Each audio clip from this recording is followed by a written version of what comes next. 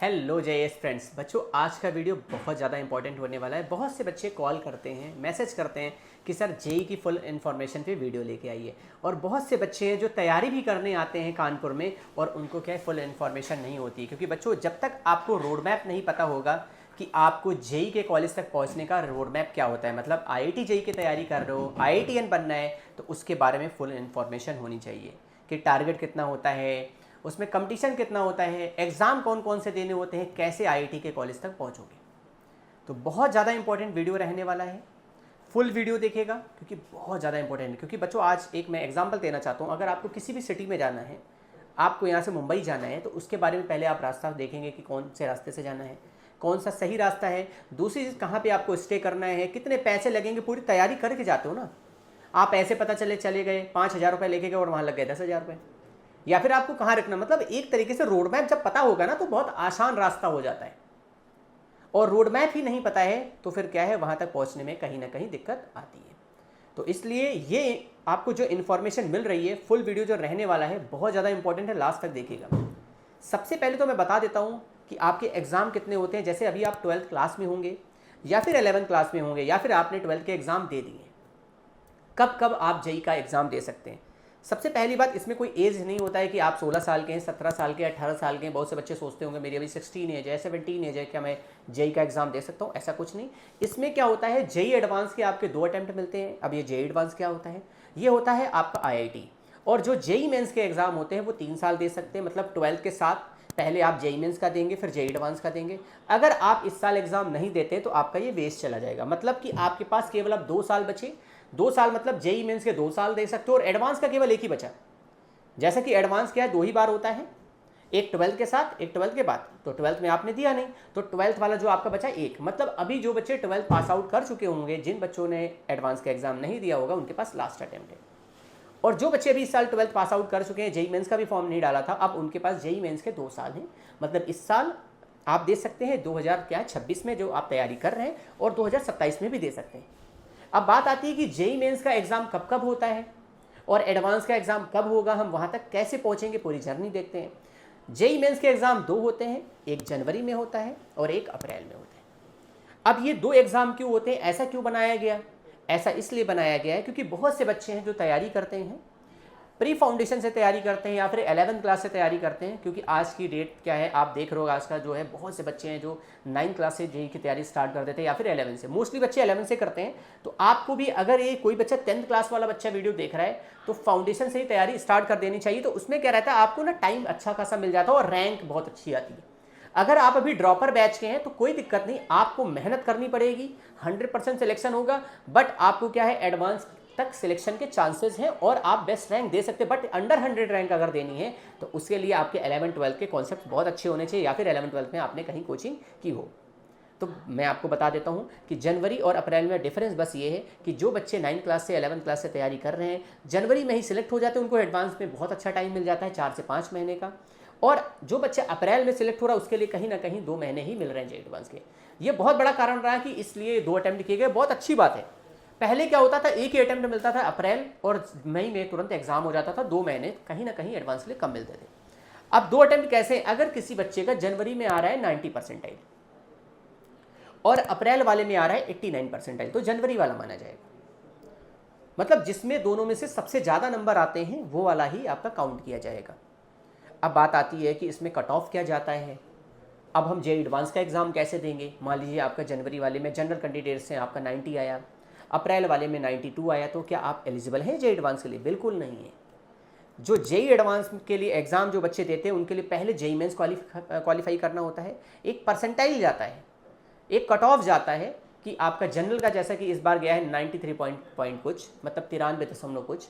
और अगर मैं आपकी ओबीसी कैटेगरी की बात करूँ, 79 परसेंटाइल कुछ गया हुआ है।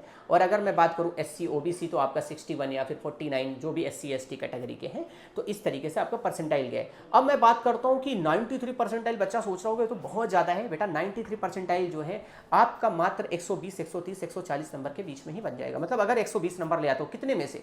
300 नंबर में से। क्योंकि जो जेई मेंस का एग्जाम होता है वो 300 नंबर का होता है, जिसमें फिजिक्स 100 की आती है, केमिस्ट्री 100 मार्क्स की आती है और मैथमेटिक्स 100 मार्क्स की आती है। अब आप देख रहे होगे कि 100 100 100 मतलब कि 300 का पूरा पेपर हो गया। अब एक सब्जेक्ट में क्वेश्चन कितने आते हैं? 25, जिसमें से 20 ऑब्जेक्टिव टाइप के होते हैं, 5 आपके जो है इंटीजर टाइप के क्वेश्चंस आते हैं। 25 के 25 आपको क्वेश्चंस करने होते हैं। अब इसमें आप देख रहे होगे टोटल कितने हो गए? 25 एक सब्जेक्ट में हो गए, तो तीनों सब्जेक्ट मिला के 75 हो गए। 4 मार्क्स का एक क्वेश्चन होता है, तो टोटल क्या है? 300 का हो गया। मतलब जेईई मेंस का एग्जाम जो हो गया 300 नंबरों का हो गया। अब इसमें एक चीज़ बहुत इंपॉर्टेंट रहती है, माइनस मार्किंग भी होती है। जो क्वेश्चंस आए सिर्फ आपको वही करने चाहिए, ये नहीं कि आपने और भी क्वेश्चंस कर दिए, पता चल रहा आपने 40 क्वेश्चन दिए, 30 क्वेश्चन सही हो गए और 10 गलत हो गए, तो मतलब कि 120 नंबर तो आपके 30 क्वेश्चन सही हुए वो आ रहे हैं, और 10 गलत करें 10 माइनस हो जाएंगे, बचे आपके 110। काश आपने 30 क्वेश्चन किए होते तो आपके 120 नंबर आते। क्यों आपने गलत किए? तो गलत क्वेश्चंस नहीं करने, आपको जो सही क्वेश्चंस आ रहे हैं सिर्फ वही क्वेश्चंस करने। अब बात ये आती है कि 93 परसेंटाइल कितने मार्क्स पे बन जाता है? 300 नंबर में से अगर 120 नंबर, 130 नंबर, 140 नंबर के बीच में ले आते हो तो आप कट ऑफ क्लियर हो जाओगे, जेईई एडवांस के लिए एलिजिबल हो, मतलब एलिजिबल हो जाओगे जेईई एडवांस के लिए एग्जाम देने के लिए, आप फॉर्म डाल सकते हो। अब आप सोच रहे हो कि मैंने ऐसा क्यों बोला 120, 130, 140? वो शिफ्ट पे आपका डिपेंड करता है किस शिफ्ट में आपका एग्जाम है। हो सकता है इजी शिफ्ट आ जाए तो बेटा 130, 140 तक चला जाएगा। अगर आपकी मॉडरेट शिफ्ट है तो आपका 130 पे हो जाएगा, और अगर आपकी ठीक ठाक अगर पेपर अच्छे लेवल का आता है तो 120, 110 नंबर तक भी बनता है। अगर टफ पेपर आ जाता है 110, 105 नंबर तक भी बन सकता है आपका, आप कट ऑफ क्लियर कर सकते हैं। तो आप देख रहे होगे ये नहीं कि आपका 93% वाला है सिस्टम, ऐसा कुछ नहीं है, परसेंटाइल है, ये अलग सिस्टम होता है, ये स्टूडेंट के बिहाफ पे होता है, वो भी मैं बता दूंगा नेक्स्ट वीडियो में कैसे क्या इसको निकालते हैं। बट ये समझ लो कि आप 300 नंबर में से 120, 130 नंबर तो ला सकते हो ना, 140 नंबर ला सकते हो, कट ऑफ क्लियर कर सकते हो आराम से। तो बहुत ज़्यादा इंपॉर्टेंट था, बच्चों को यही नहीं पता रहता था कि नहीं 93% बहुत ज़्यादा टफ होता है, ऐसा कुछ नहीं, आप मेहनत करोगे तो हर एक चीज़ को क्लियर कर सकते हो। और मैं अगर ओबीसी कैटेगरी की बात करूं तो 79 मतलब आपका 90 मार्क्स पे ही आप जो है आप क्वालिफाई हो जाओगे। अगर मैं एससी कैटेगरी की बात करूं 70-80 मार्क्स में ही आप क्वालिफाई कर सकते हो।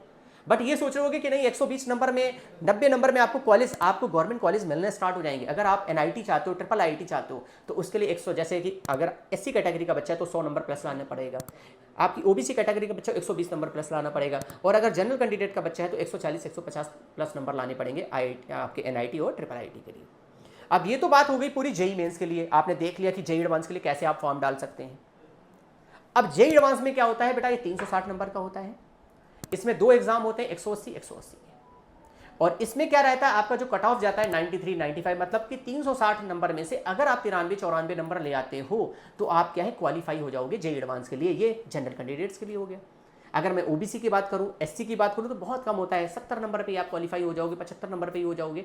मतलब ओवरऑल देख रहे होगे 160 में से अगर 100 के अंडर में आप ले आते हो तो जेईई एडवांस में क्वालिफाई हो जाओगे।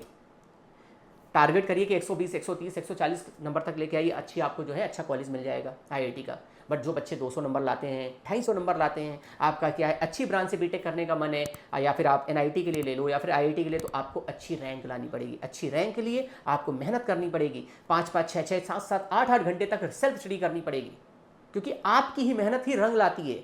एक जो कोचिंग इंस्टीट्यूट होता है, अगर मैं बात करूं आरएस इंस्टीट्यूट में जो बच्चे आते हैं, उसमें इंस्टीट्यूट आपको सिर्फ रास्ता बताता है, सपोर्ट देता है, मेहनत आपको करनी पड़ती है। आप कहीं किसी सब्जेक्ट में कमी कर रहे हैं तो उसके लिए एक्स्ट्रा क्लास कोचिंग लगवाती है कि हाँ बेटा फिजिक्स में तुम्हारे मार्क्स कम आ रहे हैं तो फिजिक्स सब्जेक्ट आप एक्स्ट्रा पढ़िए, ताकि उसमें भी आप मार्क्स इंप्रूव कर पाए और आपकी रैंक हम लोग इंप्रूव कर पाए।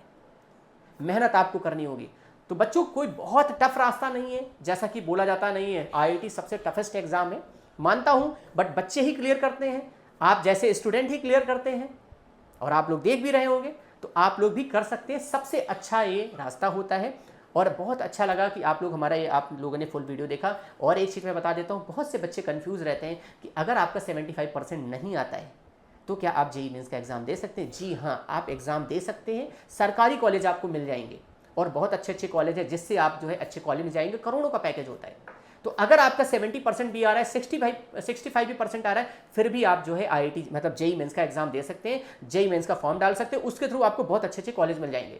तो इधर उधर आपको किसी के चक्कर में नहीं पड़ना है, नहीं 75% ही चाहिए होता है तभी आप जो है जेईई मेंस का एग्जाम दे सकते हैं, ऐसा कुछ नहीं है। वो सिर्फ आईआईटी के लिए होता है, एनआईटी के लिए होता है, ट्रिपल आईटी के लिए होता है। और मैं अगर आप स्टेट गवर्नमेंट कॉलेज की बात करूँ, सरकारी कॉलेज की बात करूँ, उनके लिए कुछ भी नहीं होता। आपका अगर 60%, 65% भी है तब भी आप दे सकते हैं। तो बच्चों अगर सरकारी कॉलेज भी आपको मिल जाए बहुत बड़ी बात है, क्योंकि आप जो अगर 65%, 70% है, अगर आप ऐसे कहीं प्राइवेट कॉलेज में एडमिशन लेते हो तो कहीं ना कहीं आपका भविष्य बेकार हो रहा है। आपको सरकारी कॉलेज मिल रहा है, सरकारी कॉलेज वाला बंदा आपको कभी ऐसे ऐसे भटकते नहीं मिल रहा होगा, वो कहीं ना कहीं अच्छी जगह जॉब कर रहा होगा।